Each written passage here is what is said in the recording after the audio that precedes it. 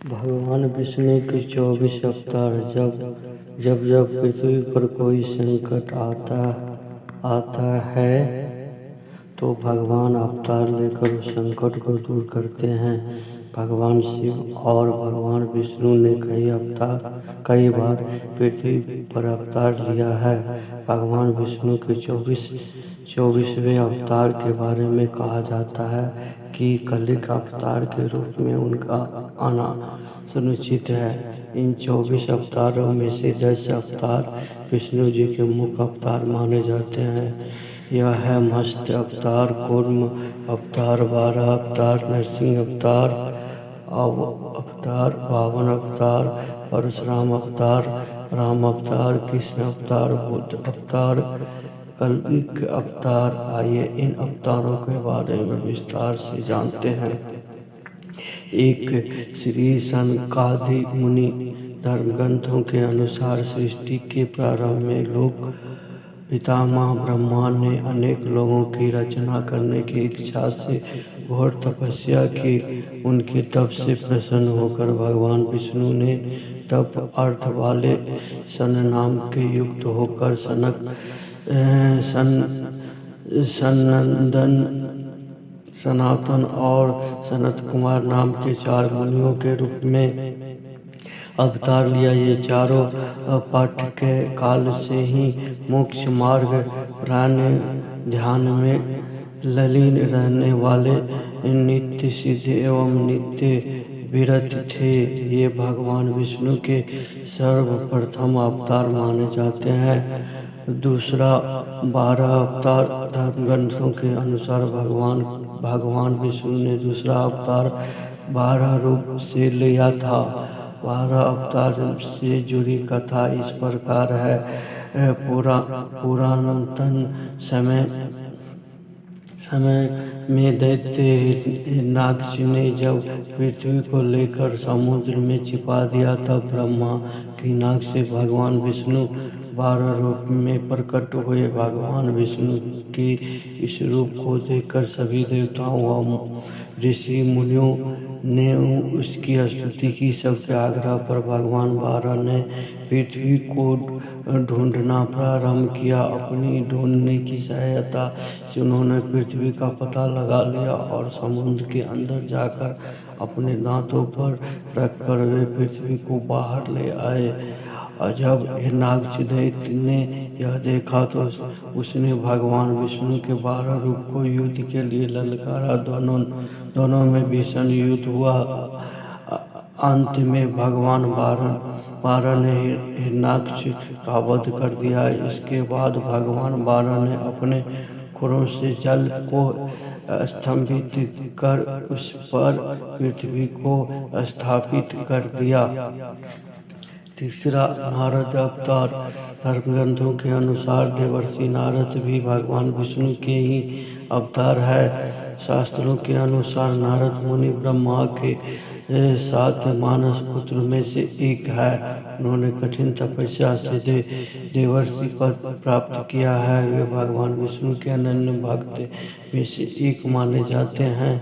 देवर्षि नारद धर्म के प्रचार तथा लोक कल्याण के लिए हमेशा प्रयत्नशील रहते हैं। शास्त्रों में देवर्षि नारद को भगवान का मन भी कहा गया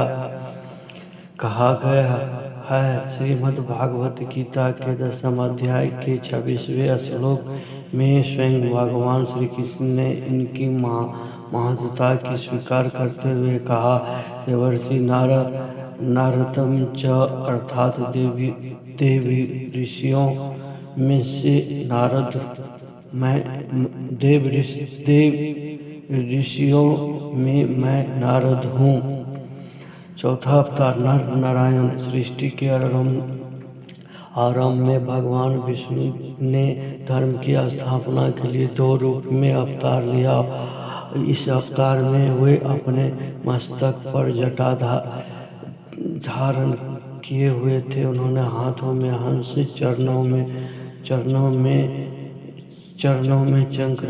चक्र एवं वक्षस्थल में श्रीवस्त्र के चिन्ह थे। उसका संपूर्ण वेश तपस्वियों के समान था। धर्म ग्रंथों के अनुसार भगवान विष्णु ने नर नारायण के रूप में यह अवतार लिया था। कपिल मुनि भगवान विष्णु ने पांचवा अवतार कपिल मुनि के रूप में लिया। उनके पिता का नाम महर्षि कर्दम व माता का नाम देवहूति था।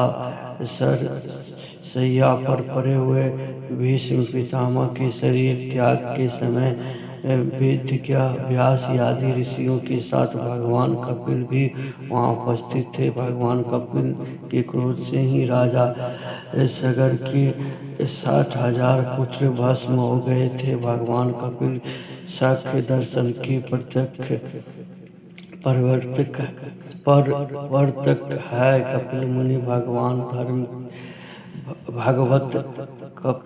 भगवत धर्म के प्रमुख 12 आचार्यों में से एक है। छठा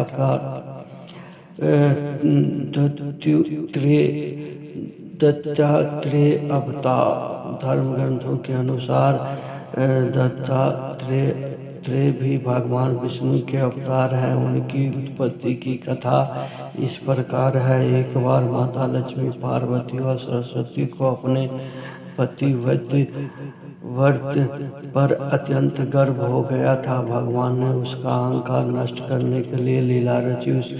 उसके अनुसार एक दिन नारद जी घूमते घूमते देवलोक पहुँचे और 3 देवियों को बारी बारी जाकर कहा कि ऋषि अत्रि की पत्नी अनसुईया के सामने आपका सतीत्व कुछ भी नहीं है। तीनों देवियों ने इस बात अपने स्वामियों को बताई और उसने कहा कि वे अनसुईया की पवित्रता की परीक्षा ले। तब भगवान शंकर, विष्णु और ब्रह्मा साधु वेश बनाकर अत्रि मुनि के आश्रम आए। महर्षि अत्रि उस समय आश्रम में नहीं थे।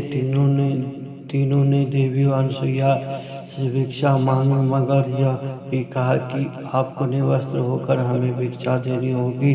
अनसुईया पहले तो यह सुनकर चौंक गई, लेकिन फिर साधुओं का अपमान न हो इस डर से उन्होंने अपने पति का स्मरण किया और बोला कि यदि मेरा पतिव्रत धर्म सत्य है तो ये तीनों साधु 6 मास की शिशु हो जाए। ऐसा बोलते ही त्रिदेव शिशु होकर रोने लगे। तब अनसुईया ने माता बनकर उन्हें गोद में लेकर स्तनपान कराया और पालने में झुलाने लगी। जब तीनों देव अपने स्थानों पर नहीं लौटे तो देवियां व्याकुल हो गई। तब नारद ने वहां आकर सारी बात बताई। तीनों देवियां अनसुईया के पास आई और क्षमा मांगी। तब देवी अनसुईया ने त्रिदेव को अपने पूर्व रूप में कर दिया। प्रसन्न होकर त्रिदेव ने उन्हें वरदान दिया कि हम तीनों अपने अंश से तुम्हारे गर्भ से पुत्र रूप में जन्म लेंगे। तब ब्रह्मा के अंश से चंद्रमा, शंकर के अंश से दुर्वासा और विष्णु के अंश से दत्तात्रेय का जन्म हुआ। 7वां यज्ञ। भगवान विष्णु के 7वें अवतार का नाम यज्ञ है। धर्म ग्रंथों के अनुसार भगवान यज्ञ का जन्म स्वाभुक मनंतर में हुआ था। स्वाभुक मनु की पत्नी संतरूपा के गर्भ से आकुति का जन्म हुआ। वे रुचि प्रजापति की पत्नी हुई। उन्हीं आकुति के यहाँ भगवान विष्णु सुयज्ञ नाम से अवतरित हुए। भगवान यज्ञ की उनकी धर्मपत्नी दक्षिणा से अत्यंत तेजस्वी 12 पुत्र उत्पन्न हुए भी स्वायुंक भुक मनवंतर में यान नामक 12 देवता कहलाए। भगवान ऋषभ देव 8वां अवतार। भगवान विष्णु के शंभुदेव के रूप में 8वां अवतार लिया। धर्म ग्रंथों के अनुसार महाराज नाभि की कोई संतान नहीं था। उसके कारण उन्होंने अपनी धर्मपत्नी मेरुवती के साथ पुत्र की कामना से यज्ञ किया। यज्ञ से प्रसन्न होकर भगवान विष्णु स्वयं प्रकट हुए और उनके महाराज नाभिक को वरदान दिया कि मैं तुम्हारे यहाँ पुत्र के रूप में जन्म लूंगा। वरदान स्वरूप कुछ समय बाद भगवान विष्णु महाराज नाभिक के यहाँ पुत्र के रूप में जन्मे। पुत्र के अत्यंत सुंदर सुगठित शरीर, कीर्ति, तेल, बल, ऐश्वर्य, यश, पराक्रम और शूरवीरता आदि गुणों को देखकर महाराज नाभि ने उसका नाम श्रेष्ठ रखा। नमावतार आदिराज पृथु। भगवान विष्णु के एक अवतार का नाम आदिराज पृथु है। धर्म ग्रंथों के अनुसार स्वाभाविक मनु के वंश में अंग नामक प्रजापति का विवाह मृत्यु की मानसिक पुत्री सुनीता के साथ हुआ। उसके यहाँ बेन नामक पुत्र हुआ। उसके भगवान को मानने से इनकार कर दिया और स्वयं की पूजा करने के लिए कहा। तब महर्षियों ने मंत्र पूत कुशों से उसका वध कर दिया। तब महर्षियों ने पुत्रहीन राजा वेन की भुजाओं का मंथन किया, जिससे पृथु नाम पुत्र उत्पन्न हुआ। पृथु के दाहिने हाथ में चक्र और चरणों में कमल का चिन्ह देखकर ऋषियों ने बताया कि पृथु के भेष में स्वयं श्री हरि का अंश अवतरित हुआ है। 10वां अवतार मत्स्य अवतार। पुराणों के अनुसार भगवान विष्णु ने सृष्टि को प्रलय से बचाने के लिए मत्स्यवय अवतार लिया था। उसकी कथा इस प्रकार है। कृति युग के आदि में राजा सत्यवत हुए। राजा सत्यवत एक दिन नदी में स्नान कर जली दे रहे थे। अचानक उनकी अंजलि में एक छोटी सी मछली आई। उन्होंने देखा तो सोचा आपस। इस मछली ने बोला, आप मुझे सागर में मत डालिए, अन्यथा बड़ी मछलियाँ मुझे खा जाएगी। तब राजा सत्यवत ने मछली को अपने कमंडल में रख लिया। मछली और बड़ी हो गई तो राजा ने उसे अपने सरोवर में रखा। तब देखते ही देखते मछली और बड़ी हो गई। राजा को समझ आ गया कि यह कोई साधारण जीव नहीं है। राजा ने मछली से वास्तविक स्वरूप में आने की प्रार्थना की। राजा की प्रार्थना सुनकर साक्षात चार भुजाधारी भगवान विष्णु प्रकट हो गए और उन्होंने कहा कि मेरा मत्स्य अवतार है। भगवान ने सत्यव्रत से कहा, सुनो राजा सत्यव्रत, आज से 7 दिन बाद प्रलय होगी। तब मेरी प्रेरणा से एक विशाल नाव तुम्हारे पास आएगी। तुम सप्तऋषियों, औषधियों, बीजों को, प्राणियों के सूक्ष्म शरीर को लेकर इसमें बैठ जाना। तब तुम्हारी नाव डगमगाने लगेगी। तब मैं मत्स्य के रूप में तुम्हारे पास आऊँगा। उस समय तुम वास्तविक नाग के द्वारा उस नाव को मेरे सिंह से बांध देना। उस समय प्रश्न पूछने पर मैं तुम्हें उत्तर दूंगा, जिससे मेरी महिमा का पर ब्रह्मा नाम से विख्यात है तुम्हारे हृदय में प्रकट हो जाएगी।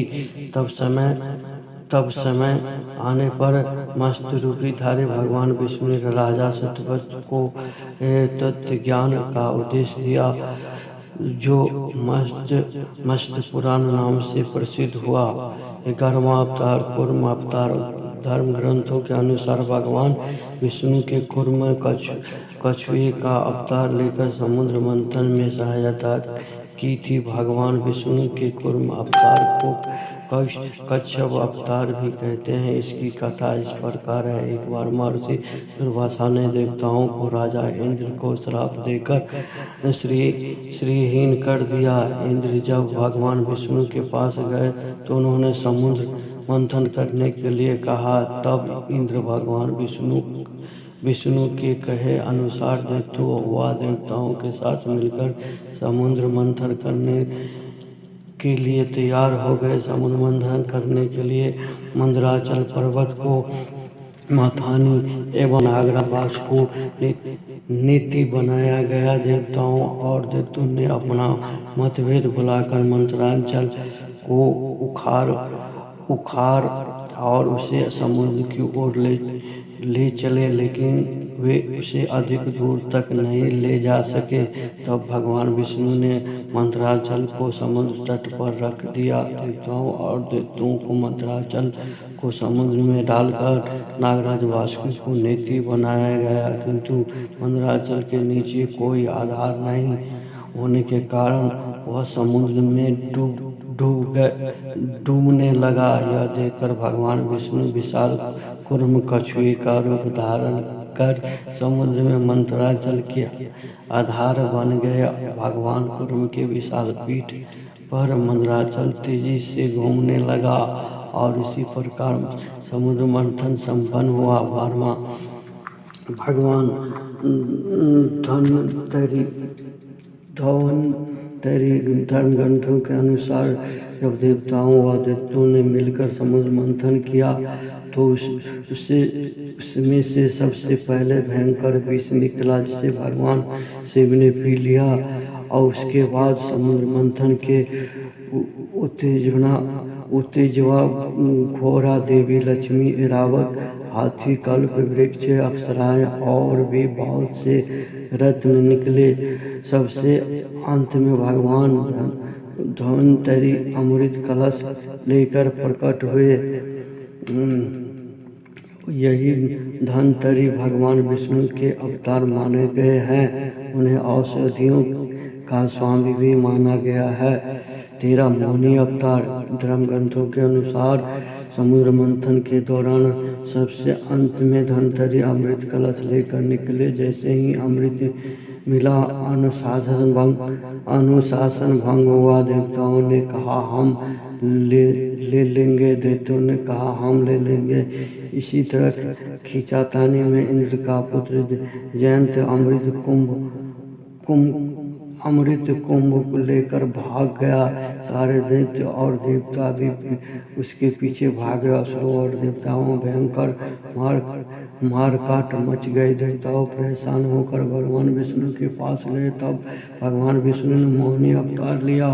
भगवान ने मोहिनी रूप में सबको मोहित कर दिया और मोहिनी ने देवताओं व असुरों की बात सुनी और कहा कि यह अमृत कलश मुझे दे दीजिए, मैं तो सब बारी से देवता और असुर को अमृत का पान करा दूंगी। दोनों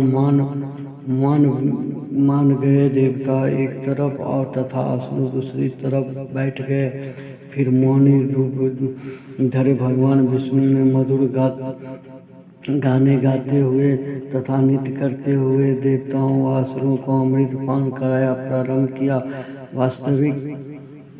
वास्तविकता में मोहिनी अमृत पान सिर्फ देवताओं को ही करा रही थी, जबकि असुर समझ रहे थे कि ये अमृत पी रहे हैं। इससे भगवान विष्णु ने मोहिनी अवतार लेकर देवताओं का भला किया।